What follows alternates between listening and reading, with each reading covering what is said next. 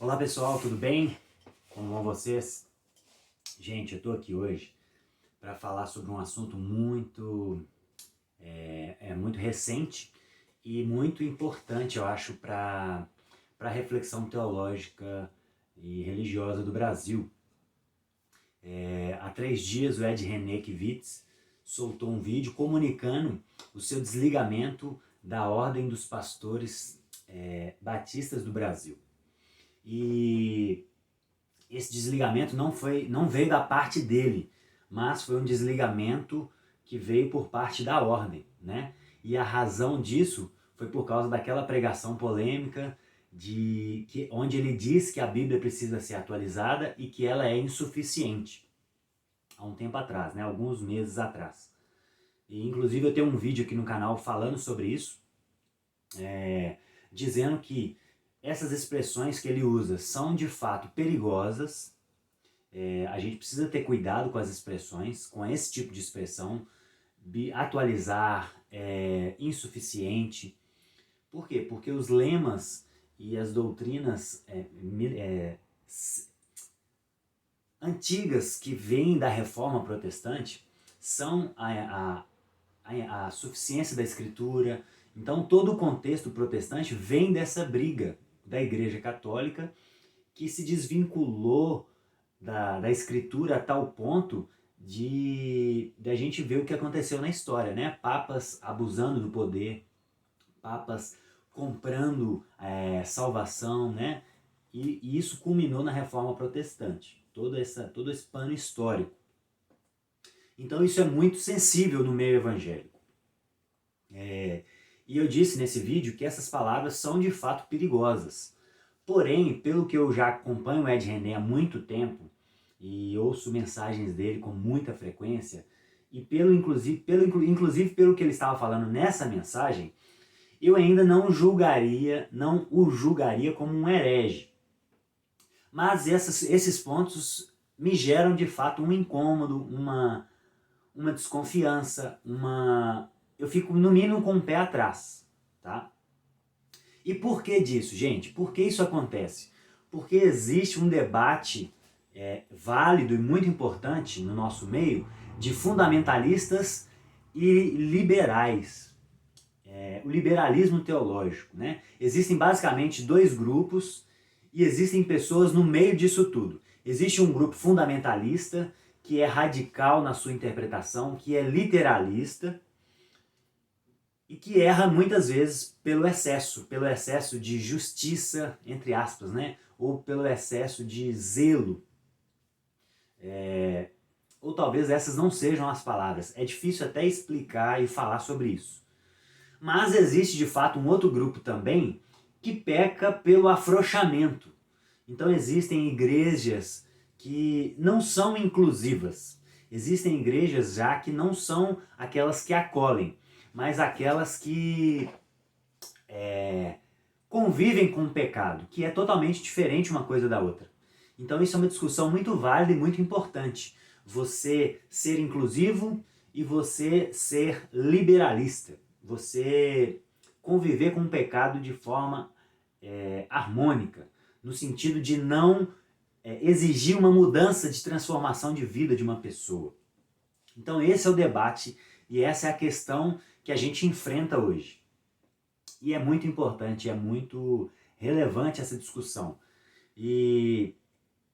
Então existem de fato esses dois grupos e eu acho que a função da igreja, a função dos teólogos do Brasil e do mundo, né, porque isso não é só um fenômeno brasileiro, eu acho que a nossa principal função é repensar e refletir sobre esses dois pontos, que biblicamente a gente sabe que são equivocados. Jesus criticou muito os fariseus porque eles eram literalistas, porque eles pesaram a mão mais do que a Escritura exigia, né? Eles eram hipócritas.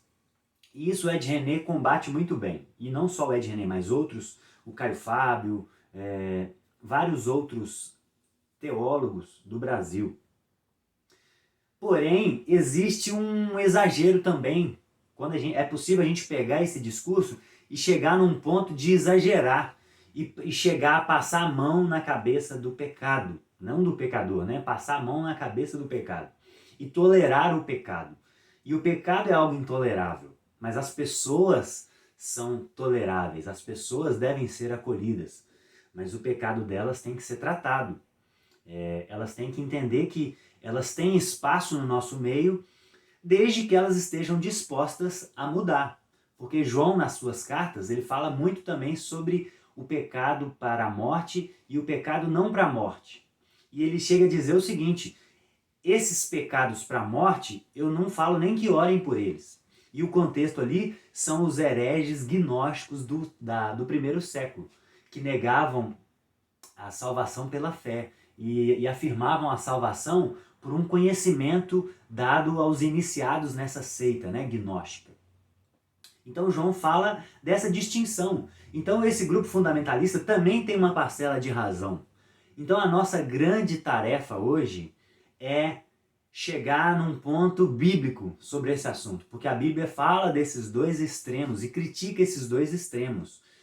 E aí eu vejo grupos se machucando, às vezes desnecessariamente e às vezes necessariamente, não se machucando necessariamente, mas a discussão é necessária, né? O se machucar é desnecessário. E aí cada um por defender, por acreditar naquilo que defende, chega num ponto de um taxar o outro de herege, um excluir o outro. Então eu acho que a nossa grande responsabilidade, a nossa grande tarefa no nosso tempo é pensar profundamente sobre isso e pensar quais são os pontos que são válidos de uma visão, quais são os pontos que são válidos de outra, porque a Bíblia ela critica esses dois extremos. Jesus criticou muito a religião, Jesus criticou muito o sistema religioso, que foi que desde a época de Jesus já estava amoldado aos sistemas desse mundo. Né? Jesus criticou os fariseus, por exemplo, porque eles faziam pacto com o templo, com os sacerdotes do templo, para desviar a função do Corban. Jesus fala isso na Bíblia. O Corban era algo que os religiosos faziam um acordo com o sacerdote, então a pessoa que tinha um recurso, ela deveria, pela lei, ajudar os seus pais na velhice. Então essa pessoa fazia um acordo com os sacerdotes, dizendo o seguinte: olha, eu vou ofertar esse valor para o templo, eu vou ofertar para Deus, entre aspas. E aí essa pessoa chegava em casa e falava com o pai dela: pai, o que eu poderia te ajudar, eu ofertei a Deus. E aí ele saía como bonzinho na história. Só que depois que o pai falecia, ele ia lá e revia parte daquele valor. Então era um acordo com os sacerdotes. Então esse é um exemplo do sistema religioso. E isso é muito claro nos nossos dias. Grandes comunidades são infelizmente corrompidas. E não só grandes, né? Mas isso é mais comum nas grandes comunidades. E às vezes também mais fácil de perceber. São corrompidas por esse sistema do mundo caído, desse sistema de Satanás que opera no mundo, né? A ganância, a corrupção, a mentira, o egoísmo. Então isso corrompeu a igreja de fato. E nós temos exemplos claros na Bíblia sobre isso. Mas também os autores bíblicos, eles não eram liberais ao ponto de muitos teólogos do nosso presente. Eles não passavam a mão, eles não aliviavam para o pecador, né? Eles não faziam um esforço exagerado para tê-los perto de si. Eles acolhiam, abriam as mãos, mas eles estavam dispostos a confrontar e a tratar o pecado, como deve ser tratado, como algo terrível e como algo absurdo, intolerável. O pecado é intolerável. E a gente fala, inclusive, conosco. Nós estamos incluídos nisso. O meu pecado é intolerável. Então eu, como líder, como presbítero de uma comunidade, eu não posso tolerar o meu pecado. E é por isso exatamente que eu estou em comunidade. Porque lá eu tenho irmãos que me ajudam a aproximar mais de Deus e Deus usa esses irmãos para me ajudar, para me tratar.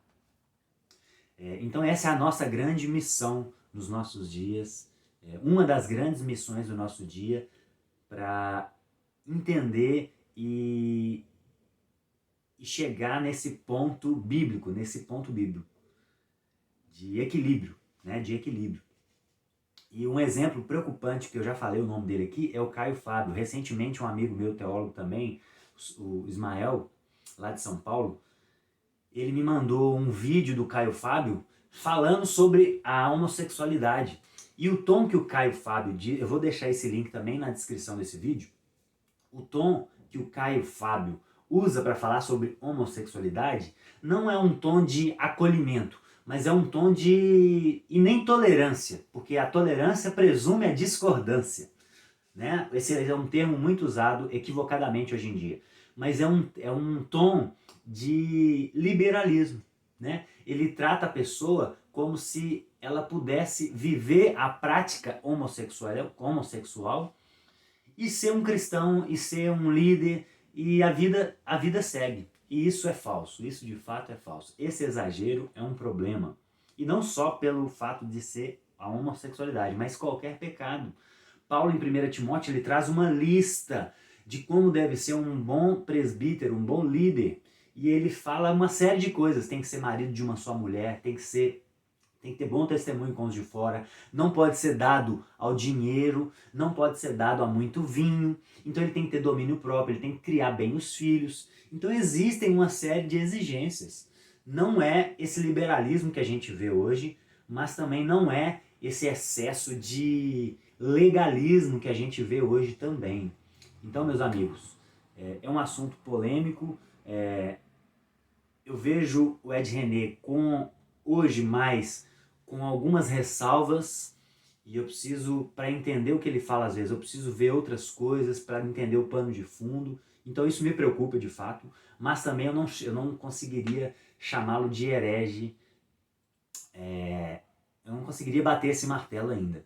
Mas é um assunto importante para a gente discutir e debater, e muito relevante para a igreja dos nossos dias, tá bom? Então se você gostou desse vídeo, deixa aqui o seu comentário, o que você acha desse assunto, o que você acha do Ed René, o que você acha sobre esse debate de fundamentalistas e liberalismo teológico, o que você pensa sobre isso, tá bom? E se te edificou, mande para as pessoas que também possam ser edificadas com esse vídeo.